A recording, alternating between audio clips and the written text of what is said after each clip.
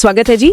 ਅੱਜ ਆਪਾਂ ਉਜੈਨ ਸ਼ਹਿਰ ਦੀ ਗੱਲ ਕਰ ਰਹੇ ਹਾਂ। ਹਾਂਜੀ। ਖਾਸ ਤੌਰ ਤੇ ਉੱਥੋਂ ਦੇ ਮਸ਼ਹੂਰ ਮਹਾਕਾਲੇਸ਼ਵਰ ਮੰਦਿਰ ਦੀ ਤੇ ਜਿਹੜਾ ਨਵਾਂ ਮਹਾਕਾਲ ਲੋਕ ਬਣਿਆ ਹੈ ਉਸ ਬਾਰੇ ਵੀ। ਬਿਲਕੁਲ, ਸਾਡੇ ਕੋਲ ਕਈ ਰਿਪੋਰਟਾਂ ਨੇ, ਲੇਖ ਨੇ ਜਿਹੜੇ ਇਸ ਪੁਰਾਣੀ ਧਾਰਮਿਕ ਥਾਂ ਤੇ ਇਹਦੇ ਨਵੇਂ ਰੂਪ ਤੇ ਚਾਨਣਾ ਪਾਉਂਦੇ ਨੇ। ਤੇ ਅੱਜ ਆਪਾਂ ਇਹਨਾਂ ਸਰੋਤਾਂ ਚੋਂ ਹੀ ਖਾਸ ਗੱਲਾਂ ਕੱਢਣ ਦੀ ਕੋਸ਼ਿਸ਼ ਕਰਾਂਗੇ। ਹਾਂਜੀ। ਦੇਖਾਂਗੇ ਕਿ ਉਜੈਨ ਜਿਹੜਾ ਭਾਰਤ ਦੇ ਸਭ ਤੋਂ ਪਵਿੱਤਰ ਸ਼ਹਿਰਾਂ ਚੋਂ ਗਿਣਿਆ ਜਾਂਦਾ, ਉਹ ਆਪਣੀ ਪੁਰਾਣੀ ਵਿਰਾਸਤ ਨੂੰ ਸੰਭਾਲ ਕੇ ਨਾਲ-ਨਾਲ ਸ਼ਰਧਾਲੂਆਂ ਲਈ ਸਹੂਲਤਾਂ ਕਿਵੇਂ ਵਧਾ ਰਿਹਾ ਹੈ। ਹਾਂ, ਮਕਸਦ ਇਹੀ ਹੈ ਕਿ ਇਸ ਥਾਂ ਦੀ ਅਹਿਮੀਅਤ, ਇਹਦਾ ਇਤਿਹਾਸ ਤੇ ਹੁਣ ਜੋ ਬਦਲਾਅ ਹੋ ਰਹੇ ਨੇ ਉਹ ਸਮਝੀਏ। ਚਲੋ ਫਿਰ ਸ਼ੁਰੂ ਕਰੀਏ। ਤਾਂ ਸ਼ੁਰੂਆਤ ਕਰਦੇ ਹਾਂ ਮਹਾਕਾਲੇਸ਼ਵਰ ਮੰਦਿਰ ਦੇ ਬਿਲਕੁਲ ਕੇਂਦਰ ਤੋਂ, ਯਾਨੀ ਜੋਤਿਰਲਿੰਗ ਤੋਂ। ਹਾਂਜੀ। ਕਥਾਵਾਂ ਦੱਸਦੀਆਂ ਨੇ, ਜਿਵੇਂ ਸਰੋਤਾਂ 'ਚ ਲਿਖਿਆ ਹੈ ਕਿ ਭਗਵਾਨ ਸ਼ਿਵ ਇੱਥੇ ਮਹਾਕਾਲ ਦੇ ਰੂਪ 'ਚ ਆਏ ਸੀ। ਹਾਂ, ਮਹਾਕਾਲ ਯਾਨੀ ਸਮੇਂ ਤੇ ਮੌਤ ਦੇ ਦੇਵਤਾ। ਤੇ ਇਹ ਵੀ ਕਿਹਾ ਜਾਂਦਾ ਹੈ ਕਿ ਭਗਤਾਂ ਨੇ ਬੇਨਤੀ ਕੀਤੀ ਤਾਂ ਉਹ ਇੱਥੇ ਰਹਿਣ ਲੱਗ ਪਏ। ਹਾਂ, ਤੇ ਲੋਕਾਂ ਨੂੰ ਮੌਤ ਦੇ ਡਰ ਤੋਂ ਮੁਕਤ ਕਰਨ ਦਾ ਵਰਦਾਨ ਦਿੱਤਾ। ਇਹ ਗੱਲ ਕਈ ਥਾਂ ਲਿਖੀ ਮਿਲਦੀ ਹੈ। ਅੱਛਾ, ਤੇ ਫਿਰ ਉੱਥੋਂ ਦੀ ਸਭ ਤੋਂ ਖਾਸ ਰਸਮ ਜਿਸ ਬਾਰੇ ਸਾਰੇ ਹੀ ਗੱਲ ਕਰਦੇ ਨੇ, ਉਹ ਭਸਮ ਆਰਤੀ। ਹਾਂਜੀ, ਬਿਲਕੁਲ। ਸਵੇਰੇ 4 ਵਜੇ ਹੁੰਦੀ ਹੈ। ਤੇ ਇੱਕ ਗੱਲ ਬੜੀ ਦਿਲਚਸਪ ਹੈ। ਉਹ ਕੀ? ਕਿ ਇਹ ਭਸਮ ਉਹ ਆਮ ਸਵਾਹ ਨਹੀਂ ਹੁੰਦੀ ਜਿਵੇਂ ਲੋਕ ਸੋਚਦੇ ਨੇ, ਸ਼ਮਸ਼ਾਨ ਵਾਲੀ। ਅੱਛਾ, ਫਿਰ ਕਾਦੀ ਹੁੰਦੀ ਹੈ? ਸਰੋਤਾਂ ਮੁਤਾਬਿਕ ਇਹ ਕਪਿਲਾ ਗਾਂ ਦੇ ਗੋਹੇ ਦੀਆਂ ਪਾਥੀਆਂ ਤੇ ਸ਼ਮੀ, ਪਿੱਪਲ, ਪਲਾਸ਼, ਬੇਰ ਵਰਗੀਆਂ ਖਾਸ ਲੱਕੜਾਂ ਨੂੰ ਜਲਾ ਕੇ ਬਣਾਈ ਜਾਂਦੀ ਹੈ। ਹੋਰ ਵੀ ਸਮੱਗਰੀ ਹੁੰਦੀ ਹੈ। ਓ, ਇਹ ਤਾਂ ਬਿਲਕੁਲ ਵੱਖਰੀ ਜਾਣਕਾਰੀ ਹੈ। ਤੇ ਇਸ ਆਰਤੀ 'ਚ ਸ਼ਾਮਿਲ ਹੋਣ ਦੇ ਨਿਯਮ ਵੀ ਸਖਤ ਨੇ, ਨਾ? ਹਾਂਜੀ, ਕਾਫੀ ਸਖਤ। ਜਿਵੇਂ ਕੱਪੜਿਆਂ ਦਾ ਜ਼ਿਕਰ ਆਂਦਾ ਹੈ, ਪੁਰਸ਼ਾਂ ਲਈ ਧੋਤੀ ਤੇ ਔਰਤਾਂ ਲਈ ਸਾੜੀ। ਤੇ ਖਾਸ ਗੱਲ, ਕੱਪੜੇ ਕੋਰੇ ਹੋਣੇ ਚਾਹੀਦੇ ਨੇ। ਕੋਰੇ ਬਿਲਕੁਲ ਨਵੇਂ, ਅਣਪਹਿਨੇ। ਬਿਲਕੁਲ ਬਿਨਾਂ ਪਹਿਨੇ ਹੋਏ। ਤੇ ਕੈਮਰਾ, ਮੋਬਾਈਲ ਵਗੈਰਾ ਅੰਦਰ ਨਹੀਂ ਲੈ ਕੇ ਜਾ ਸਕਦੇ।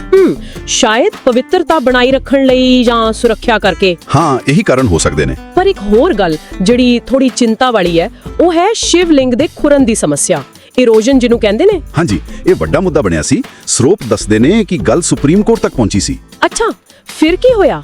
ਤਾਂ ਮਾਇਰਾ ਨੇ ਸਲਾਹ ਦਿੱਤੀ ਤੇ ਹੁਣ ਕਈ ਕਦਮ ਚੁੱਕੇ ਗਏ ਨੇ। ਜਿਵੇਂ ਸਫਾਈ ਲਈ ਸਿਰਫ ਆਰਓ ਪਾਣੀ ਹੀ ਵਰਤਿਆ ਜਾਂਦਾ। ਓ, ਆਮ ਪਾਣੀ ਨਹੀਂ? ਤੇ ਦਹੀਂ, ਘਿਓ, ਸ਼ਹਿਦ ਵਗੈਰਾ ਰਗੜਨ ਦੀ ਮਨਾਹੀ ਹੈ।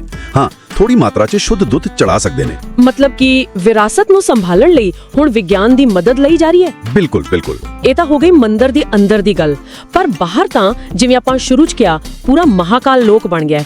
ਇਹ ਹੈ ਕੀ ਅਸਲ ਵਿੱਚ? ਇਹ ਸ਼੍ਰੀ ਮਹਾਕਾਲ ਮਹਾਰਾਜ ਮੰਦਿਰ ਪਰਿਸਰ ਵਿਸਤਾਰ ਯੋਜਨਾ ਦਾ ਹਿੱਸਾ ਹੈ। ਬਹੁਤ ਵੱਡਾ ਪ੍ਰੋਜੈਕਟ ਹੈ। ਹਾਂਜੀ, ਕਾਫੀ ਵੱਡਾ ਲੱਗਦਾ ਹੈ। ਮਕਸਦ ਇਹੀ ਸੀ ਕਿ ਜਿਹੜਾ ਪੁਰਾਣਾ ਪੀੜ ਵਾਲਾ ਇਲਾਕਾ ਸੀ ਉਹਨੂੰ ਸੁਧਾਰਿਆ ਜਾਵੇ, ਸ਼ਰਧਾਲੂਆਂ ਨੂੰ ਸਹੂਲਤ ਹੋਵੇ। ਬਹੁਤ ਕੁਝ ਹੈ। ਸ਼ਿਵ ਵਿਵਾਹ ਵਰਗੀਆਂ ਕਹਾਣੀਆਂ ਦੇ ਕੰਧ ਚਿੱਤਰ ਨੇ, ਤ੍ਰਿਪੁਰਾਸੁਰ ਵੱਧ ਵਰਗੀਆਂ ਵੱਡੀਆਂ ਮੂਰਤੀਆਂ ਨੇ। ਇੱਕ ਨਵਗ੍ਰਹਿ ਵਾਟਿਕਾ ਵੀ ਹੈ। ਮਤਲਬ ਸਿਰਫ ਜਗ੍ਹਾ ਨਹੀਂ ਵਧਾਈ, ਨਾਲ ਕਹਾਣੀਆਂ ਨੂੰ ਵੀ ਦਰਸਾਇਆ ਗਿਆ। ਹਾਂਜੀ, ਬਿਲਕੁਲ। ਤੇ ਟੈਕਨੋਲੋਜੀ ਵੀ ਵਰਤੀ ਗਈ ਹੈ। ਅੱਛਾ, ਕਿਵੇਂ? ਜਿਵੇਂ AI ਤੇ ਕੈਮਰਿਆਂ ਨਾਲ 24 ਘੰਟੇ ਨਿਗਰਾਨੀ, ਸੁਰੱਖਿਆ ਲਈ ਵੀ ਤੇ ਭੀੜ ਨੂੰ ਕੰਟਰੋਲ ਕਰਨ ਲਈ ਵੀ। ਠੀਕ। ਤੇ ਨੇੜੇ ਜਿਹੜੀ ਝੀਲ ਸੀ ਰੁਦਰ ਸਾਗਰ, ਉਹਦਾ ਕੀ ਬਣਿਆ? ਉਹਨੂੰ ਵੀ ਮੁੜ ਸੁਰਜੀਤ ਕਰਨ ਦੇ ਯਤਨ ਹੋਏ ਨੇ, ਸਾਫ਼ ਕੀਤਾ ਗਿਆ ਹੈ। ਇਸ ਸਾਰੇ ਕੰਮ ਲਈ ਜਗ੍ਹਾ ਤਾਂ ਕਾਫੀ ਚਾਹੀਦੀ ਹੋਣੀ ਹੈ। ਹਾਂਜੀ, ਜ਼ਮੀਨ ਐਕਵਾਇਰ ਕੀਤੀ ਗਈ ਸੀ। ਸਰੋਤ ਦੱਸਦੇ ਨੇ ਕਿ ਕੁਝ ਘਰ ਤੇ ਨਿਜ਼ਾਮੁਦੀਨ ਕਲੋਨੀ 'ਚ ਇੱਕ ਮਸਜਿਦ ਵੀ ਹਟਾਉਣੀ ਪਈ ਸੀ। ਓ। ਹਾਂ, ਪਰ ਉਹਨਾਂ ਨੂੰ ਮੁਆਵਜ਼ਾ ਦਿੱਤਾ ਗਿਆ ਸੀ। ਇਸ ਜਗ੍ਹਾ ਤੇ ਹੁਣ ਪਾਰਕਿੰਗ ਤੇ ਪ੍ਰਵਚਨ ਹਾਲ ਬਣਾਉਣ ਦੀ ਯੋਜਨਾ ਸੀ। ਠੀਕ ਹੈ। ਮਹਾਕਾਲ ਤੋਂ ਇਲਾਵਾ ਵੀ ਉਜੈਨ 'ਚ ਹੋਰ ਥਾਵਾਂ ਹੋਣਗੀਆਂ? ਹਾਂ, ਕਈ ਨੇ। ਜਿਵੇਂ ਚਿੰਤਾਮਣ ਗਣੇਸ਼ ਮੰਦਿਰ ਲੋਕ ਬਹੁਤ ਮੰਨਦੇ ਨੇ। ਸਰੋਤ ਕਹਿੰਦੇ ਨੇ ਉੱਥੇ ਸੰਸਕ੍ਰਿਤ ਤੇ ਜੋਤਿਸ਼ ਵੀ ਸਿਖਾਈ ਜਾਂਦੀ ਹੈ। ਅੱਛਾ। ਤੇ ਇੱਕ ਹੈ ਕਾਲ ਭੈਰਵ ਮੰਦਿਰ। ਇਹਦਾ ਸੰਬੰਧ ਤਾਂਤਰਿਕ ਪੰਥ ਨਾਲ ਜੋੜਿਆ ਜਾਂਦਾ ਹੈ। ਉੱਥੇ ਤੁਹਾਨੂੰ ਖਾਸ ਕਿਸਮ ਦੇ ਸਾਧੂ ਮਿਲ ਸਕਦੇ ਨੇ। ਤੇ ਆਉਣ ਜਾਣ ਦੀ ਸਹੂਲਤ ਲਈ ਰੋਪਵੇ ਦੀ ਵੀ ਗੱਲ ਸੁਣੀ ਸੀ। ਹਾਂਜੀ, ਇੱਕ ਰੋਪਵੇ ਪ੍ਰੋਜੈਕਟ ਚੱਲ ਰਿਹਾ ਹੈ ਉਜੈਨ ਰੇਲਵੇ ਸਟੇਸ਼ਨ ਤੋਂ ਸਿੱਧਾ ਮਹਾਕਾਲ ਮੰਦਿਰ ਤੱਕ। ਕਿੰਨਾ ਲੰਬਾ ਹੋਵੇਗਾ? ਲਗਭਗ 2.5 ਕਿਲੋਮੀਟਰ। ਤੇ ਉਮੀਦ ਹੈ ਕਿ 2026 ਦੇ ਅਖੀਰ ਤੱਕ ਚਾਲੂ ਹੋ ਜਾਵੇਗਾ। ਇਸ ਨਾਲ ਤਾਂ ਕਾਫੀ ਫਰਕ ਪਵੇਗਾ। ਬਿਲਕੁਲ, ਸਮਾਂ ਬਚੇਗਾ। ਤੇ ਰਹਿਣ ਲਈ ਵੀ ਸਰੋਤ ਕਈ ਧਰਮਸ਼ਾਲਾਵਾਂ ਤੇ ਆਸ਼ਰਮਾਂ ਦਾ ਜ਼ਿਕਰ ਕਰਦੇ ਨੇ ਜਿਹੜੇ ਸਸਤੇ ਨੇ ਤੇ ਮੰਦਿਰ ਦੇ ਨੇੜੇ ਨੇ। ਜਿਵੇਂ ਕਿ ਸ਼੍ਰੀ ਅਗਰਵਾਲ ਲੌਜ ਹੈ, ਮਹਾਕਾਲ ਵਿਸ਼ਰਾਮ ਹੈ। ਉੱਥੇ ਠੀਕ-ਠਾਕ ਬਜਟ 'ਚ ਰਿਹਾਇਸ਼ ਮਿਲ ਜਾਂਦੀ ਹੈ। ਤਾਂ ਫਿਰ ਕੁੱਲ ਮਿਲਾ ਕੇ ਉਜੈਨ ਇੱਕ ਅਜਿਹੀ ਥਾਂ ਹੈ ਜਿੱਥੇ ਪੁਰਾਣੀ ਆਸਥਾ ਤੇ ਨਵਾਂ ਵਿਕਾਸ ਦੋਵੇਂ ਨਾਲ-ਨਾਲ ਚੱਲ ਰਹੇ ਨੇ। ਹਾਂਜੀ, ਮਹਾਕਾਲ ਮੰਦਿਰ ਤੇ ਮਹਾਕਾਲ ਲੋਕ ਇਹਦੀ ਜਿਉਂਦੀ ਜਾਗਦੀ ਉਦਾਹਰਣ ਨੇ, ਜਿਵੇਂ ਸਰੋਤ ਦੱਸਦੇ ਨੇ। ਬਿਲਕੁਲ। ਤੇ ਅਖੀਰ ਵਿੱਚ ਇੱਕ ਸਵਾਲ ਸੋਚਣ ਲਈ ਛੱਡ ਜਾਂਦੇ ਆ, ਜਿਹੜਾ ਇਹਨਾਂ ਸਾਰੀਆਂ ਗੱਲਾਂ ਤੋਂ ਨਿਕਲਦਾ ਹੈ। ਹਾਂ, ਪੁੱਛੋ। ਕਿ ਜਦੋਂ ਕਿਸੇ ਇਤਿਹਾਸਿਕ ਧਾਰਮਿਕ ਥਾਂ ਦਾ ਇੰਨਾ ਵੱਡਾ ਵਿਕਾਸ ਹੁੰਦਾ ਹੈ ਤਾਂ ਜਿਹੜੀ ਬਾਰੀਕ ਵਿਰਾਸਤ ਹੈ, ਜਿਵੇਂ ਸ਼ਿਵਲਿੰਗ ਦੀ ਸੰਭਾਲ ਤੇ ਜਿਹੜੀ ਵੱਧਦੀ ਹੋਈ ਭੀੜ ਹੈ, ਉਹਨਾਂ ਲਈ ਸਹੂਲਤਾਂ, ਇਹਨਾਂ ਦੋਵਾਂ 'ਚ ਸੰਤੁਲਨ ਬਣਾਉਣਾ ਕਿੰਨਾ ਔਖਾ ਹੁੰਦਾ ਹੋਵੇਗਾ। ਸਹੀ ਗੱਲ ਹੈ। ਤੇ ਕੀ ਇਹੋ ਜਿਹਾ ਵਿਕਾਸ ਜਿਹੜਾ ਤੀਰਥ ਯਾਤਰਾ ਦਾ ਅਸਲ ਅਨੁਭਵ ਹੁੰਦਾ ਸੀ, ਕੀ ਉਹਨੂੰ ਬਦਲ ਰਿਹਾ? इस बारे सोचा जा सकता है। आज हम जरा उज्जैन शहर पर बात कर रहे हैं। जो जराए हमारे पास हैं उनमें मज़ामीन और रिपोर्ट शामिल हैं, खासतौर पर महाकालेश्वर मंदिर और नए महाकाल लोक पर। तो आइए देखते हैं कि इन जराए से उज्जैन की रूहानी और जो जदीद तरक्की है उस पर क्या रोशनी पड़ती है। जी बिल्कुल, उज्जैन का नाम आते ही जहन में सबसे पहले महाकालेश्वर मंदिर ही आता है। ये भारत के 12 मुकद्दस ज्योतिर्लिंगों में से एक है, बहुत अहम जी। और माना जाता है कि भगवान शिव खुद यहाँ महाकाल के रूप में जाहिर हुए थे। मकसद ये था कि भक्तों को मौत और बीमारी के डर से निजात मिले। अच्छा, जराए में सुबह 4 बजे वाली भस्म आरती का बहुत जिक्र है, कहते हैं बड़ा मुनफरिद तजुर्बा होता है, उसकी क्या खास बात है? जी हाँ, वो भस्म आरती वाकई बहुत खास है। इसकी इनफरादियत इसकी भस्म यानी राख में है। जराए बताते हैं कि ये आम राख नहीं होती, इसे कपिला गाय के गोबर के कुंडे और कुछ खास लकड़ियां हैं जैसे शमी, पीपल, पलाश, उनको जलाकर तैयार किया जाता है। तो ये पूरा अमल ही एक रूहानी अहमियत रखता है। और इसमें शामिल होने के भी कुछ खास उसूल हैं। जराए में जिक्र था मर्दों के लिए धोती, खवातीन के लिए साड़ी। जी बिल्कुल, और वो भी नए कपड़े। मंदिर के अंदर कैमरा या मोबाइल फोन ले जाने की इजाजत नहीं है और आरती दर्शन के लिए जो पास मिलता है उसका प्रिंट आउट साथ रखना लाजमी है। ये पाबंदियां भी तजुर्बे को शायद ज्यादा संजीदा बनाती होंगी। यकीनन, और आरती के दौरान मंत्रों का जाप और जो गूंज होती है वो एक अलग ही माहौल बना देती है। वैसे दिन भर में और भी आरतियां होती हैं, तकरीबन 6, लेकिन भस्म आरती सबसे अहम मानी जाती है। इसी हवाले से वो लिंगम के तहफ्फुज की बात भी अहम है। सुप्रीम कोर्ट की हिदायत का जिक्र है। हाँ, ये दिलचस्प है कि कैसे रिवायत और तहफ्फुज साथ साथ चल रहे हैं। जी, जराए के मुताबिक अब लिंगम पर सिर्फ आरओ यानी साफ किया हुआ पानी ही इस्तेमाल किया जाता है और भक्तों को दही, घी, शहद वगैरह बराह रास्त रगड़ने की इजाजत नहीं है। बस थोड़ी मिकदार में खालिस दूध चढ़ा सकते हैं। मकसद यही है कि लिंगम को किसी किस्म के कटाव या नुकसान से बचाया जाए। सही। अच्छा, मंदिर से थोड़ा आगे बढ़ें तो वो जो नया महाकाल लोक कॉरिडोर बना है वो एक बहुत बड़ा मंसूबा लगता है। जराए में उसका काफी जिक्र है। उसका बुनियादी मकसद क्या है? जी, ये बहुत बड़ा प्रोजेक्ट है। इसके कई मकासद हैं। एक तो मंदिर के अहाते को बहुत वसी किया गया है, जायरीन के लिए जदीद सहूलियात मुहैया करना और खास तौर पर 2028 में जो समस्त यानी कुंभ मेला होना है उसकी तैयारी भी उसका एक अहम हिस्सा है। और इस कॉरिडोर में देखने के लिए क्या खास चीजें हैं, जो शिव धर्म से मुताल्लिक हों? हाँ, इसमें शिव पुराण की कहानियों पर मबनी बहुत से फनपारे हैं, जैसे त्रिपुरासुर वध यानी शिव जी का एक असुर पर फतह पाना, उसकी कोई 25 फुट ऊंची मूर्ति है। फिर शिव विवाह यानी शिव जी की शादी का मंजर, वो एक 111 फुट लंबी दीवार पर बनाया गया है। एक 9 ग्रह वाटिका भी है, 9 सियारों के देवताओं के लिए। ये तो हो गई रिवायती बातें, क्या जदीद टेक्नोलॉजी का भी कुछ इस्तेमाल हुआ है वहाँ? जराए में कुछ जिक्र है? जी हाँ, बिल्कुल। जराए तो इसे भारत के सबसे टेक्नोलॉजिकली एडवांस्ड मजहबी मकामात में से एक बता रहे हैं। वहाँ आर्टिफिशियल इंटेलिजेंस और सैकड़ों कैमरों से 24 घंटे निगरानी का निजाम है। पार्किंग बेहतर की गई है, पैदल चलने के लिए कुशादा रास्ते हैं और हाँ, साथ में जो रुद्र सागर झील है उसकी भी सफाई और बहाली का काम हुआ है। गंदे पानी को रोका गया है। तो इन सब कोशिशों का असर क्या हो रहा है? जराए क्या कहते हैं? बज़ाहिर तो मुस्बत असरात ही नजर आ रहे हैं। जराए का कहना है कि जो सयाह आ रहे हैं वो अब शहर में ज्यादा वक्त गुजार रहे हैं, जिससे जाहिर है मकामी मईशत को भी फायदा हो रहा है। तो ये एक तरह से विरासत के तहफ्फुज और तरक्की का इम्तिजाज है। ठीक। महाकालेश्वर के अलावा उज्जैन में और कौन कौन सी अहम जगह हैं जिनका जिक्र मिलता है? जी, कई और मुकामात का भी जिक्र है, जैसे चिंतामण गणेश मंदिर है, वहाँ गणेश जी की बड़ी मूर्ति है और वो जगह संस्कृत और ज्योतिष यानी इल्म नुजूम सीखने का भी मरकज रही है। फिर एक इस्कॉन मंदिर का जिक्र है, बहुत खूबसूरत सफेद पत्थर का बना हुआ, उसे कृष्ण, बलराम और सुदामा की तालीम गाह भी माना जाता है। अच्छा, और वो शनि मंदिर और काल भैरव मंदिर? जी, शनि मंदिर के बारे में लिखा है कि ये तकरीबन 2000 साल पुराना है और शायद मुल्क का पहला 9 ग्रह मंदिर है जहां शनि देव को शिव के रूप में पूजा जाता है। काल भैरव मंदिर का ताल्लुक तांत्रिक रिवायतों से बताया गया है। महाशिवरात्रि पर वहां बहुत रश होता है। और हाँ, तफरीह के लिए शहर से कुछ दूर एक वाटर पार्क का भी जिक्र है।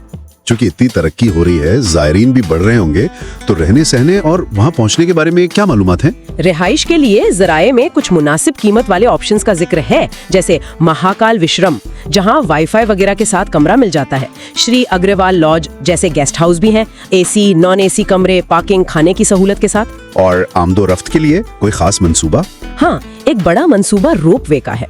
जराए के मुताबिक ये उज्जैन रेलवे स्टेशन को सीधा महाकाल मंदिर से जोड़ेगा। तकरीबन 2.25 किलोमीटर लंबा होगा ये। उम्मीद है अक्टूबर 2026 तक मुकम्मल हो जाएगा। हर कैबिन में 10 लोग बैठ सकेंगे और सफर सिर्फ 7 मिनट का होगा। तो ये शहर के इंफ्रास्ट्रक्चर में एक बड़ी तब्दीली होगी। तो मजमूई तौर पर इन जराए को देखें तो लगता है कि उज्जैन वाकई एक ऐसा शहर है जहां कदीम अकीदत और जदीद तरक्की साथ साथ चल रही हैं। महाकालेश्वर मंदिर और खास तौर पर ये नया महाकाल लोक कॉरिडोर इसकी बहुत अच्छी मिसालें हैं। जी बिल्कुल। और यहीं से एक अहम सवाल भी पैदा होता है जिस पर सोचा जा सकता है कि ये जो हमारे कदीम मजहबी मकामात हैं ये अपने विरसे को कैसे महफूज रखते हैं, खास तौर पर जब लाखों ज़ायरीन की तादाद बढ़ रही हो और जदीद सहूलियात और टेक्नोलॉजी की ज़रूरत भी हो। इन सब में तवाज़ुन कैसे कायम किया जाए। उज्जैन का जो तजुर्बा इन ज़राए में बयान हुआ है वो इस पेचीदा सवाल पर गौर करने की दावत देता है। Welcome everyone. Today we're doing a deep dive into Ujjain. It's this amazing city where ancient spirituality is really meeting some cutting-edge development. We've looked at some fascinating sources to understand what makes it tick, especially the Mahakaleshwar temple. Absolutely. Ujjain is just steeped in history and devotion, a really significant pilgrimage site. And our mission, you could say, is to unpack its layers from that deep spiritual core to the new tech that's changing how visitors experience it. We'll hit the Mahakaleshwar Jyotirlinga, other important temples, and this huge Mahakal Lok project. Okay, so to really get Ujjain, you have to start with Mahakaleshwar temple. It's one of the 12 sacred Jyotirlingas, these columns of light where Lord Shiva is said to have appeared. That's right. And the deity here, Mahakala, translates to the great time. Great time. What does that actually signify? Is it just about age? Well, it's more profound than that. Mahakala represents Shiva transcending time itself, the whole cycle of creation, destruction. It's like ultimate reality beyond our normal sense of time. There's even a legend about Shiva freezing time for Shukracharya. Wow, okay. And connected to that, there's this really unique ritual, isn't there? The Basamarti. Oh yes, the Pasmarti. It's quite something. Every day at 4 a.m., they bathe the deity in sacred ash. Sacred ash. And there are specific rules for attending. Very specific. Men need to wear a dupi, women a nusari. No phones, no cameras inside. It's really about focusing on the spiritual purity, detaching from the everyday, makes it incredibly immersive. And I read something else fascinating, this belief that no ruler, not even the prime minister, should stay overnight in Ujjain city itself. Because Mahakal is the real king. That's a deeply held belief, yes. It really underlines Mahakal's spiritual sovereignty over any earthly power. It's fundamental to Ujjain's identity. And this place, this temple, it's seen a lot, hasn't it, history-wise? It really has. It faced destruction, famously by Iltutmish back in 1234, but it endured. It was reconstructed later by Maratha Diwan Ramachandra Babasakhankar. And even recently, in 2020, excavations nearby uncovered more ancient remains. It has layers upon layers of history. Which makes the next part even more interesting, this massive Mahakal Lok project. The Sri Mahakal Maharaj Mandir Pirsar Vistar Yojana. It's being called India's most technologically advanced religious site. How are they blending that ancient feel with, well, all this modern tech? It's a huge undertaking. The idea is to conserve the culture but use technology to enhance the experience and manage the large crowds. You've got things like a massive 54-foot Shiv stand that's a Shiva pillar with a 5-faced Shiva on it. 54 feet? Yeah, and 20-foot statues of the Saptarishis, the 7 sages, plus the Triveni Mandapam, a huge shaded area, about 18,600 square feet, with the Nash and Kartikeya statues. And the tech side, you mentioned advanced. Oh, absolutely. We're talking 247 surveillance, Right. nearly 200 night vision bullet cameras, 50 dome cameras, all monitored using AI. Wow, AI monitoring. Plus, advanced facade lighting, a million colors, they say synchronized with sound. And they're planning a light and sound show using water screen projections on Rudrasagar Lake. That sounds incredible. What about getting around with all these developments? They've thought about visitor convenience too. Vehicle entry is restricted now. There's decentralized parking, lots of pedestrian pathways. They even provide electric vehicles for getting around inside the complex. And importantly, on-site doctors and ambulance facilities. So it's really geared towards handling large numbers of people comfortably and safely. Exactly. And it seems to be working. Hotel occupancy apparently tripled between September 2022 and April 2023. The goal is to get people to stay longer, maybe 2 days at least, to really experience it all. And Ujjain isn't just Mahakaleshwar, right? There are other important spots. Exactly. You have the Kalbhairav temple. He's considered Ujjain's Kotwal or guardian. And there's this unique practice there. Liquor offering. That's the one. Liquor offered to the deity seems to just disappear into the shivling. It's quite mysterious. And Ramghat. That sounds important too. Very important. It's a key site for the Simhasta Kumbh Mela. That's that massive pilgrimage held every 12 years. Millions of people gather. The next one in Ujjain is actually coming up in 2028. Good to know for planning ahead. Any other developments? Well, for future access, they're building a ropeway about 1.76 kilometers long. It'll connect the railway station to Ganesh Colony. Should be ready around October 2026, and the ride will only take about 7 minutes. Okay, super practical. So for anyone listening who's thinking of visiting, what's the best time? And any tips on where to stay? Best time is generally October to March. The weather's much more comfortable then. Summers, April to June can get really hot, so if you go then, aim for early morning or evening visits. Makes sense. Accommodation. There are lots of affordable ashrams and dharamshalas, like traditional guest houses near the main temple.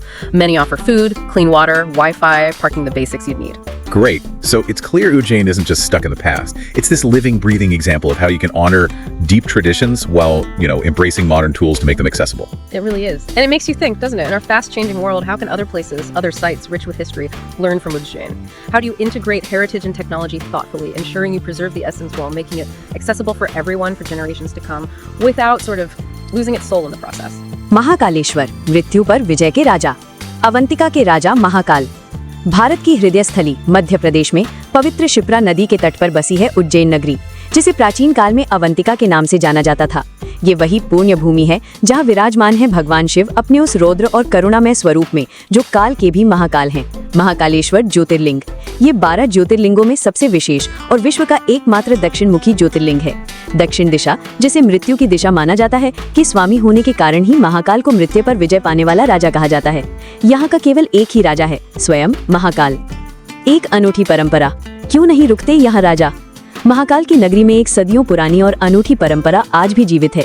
ये एक अटल मान्यता है कि उज्जैन के एकमात्र अधिपति स्वयं महाकाल हैं। इसी आस्था के सम्मान में कोई भी शासक, चाहे वो कितने भी ऊंचे पद पर क्यों ना हो, यहाँ रात्रि विश्राम नहीं करता। ये परंपरा महाकाल के प्रति असीम श्रद्धा और उनके आधिपत्य का प्रतीक है। विश्व प्रसिद्ध भस्म आरती, शिव का रौद्र और करुणामय स्वरूप।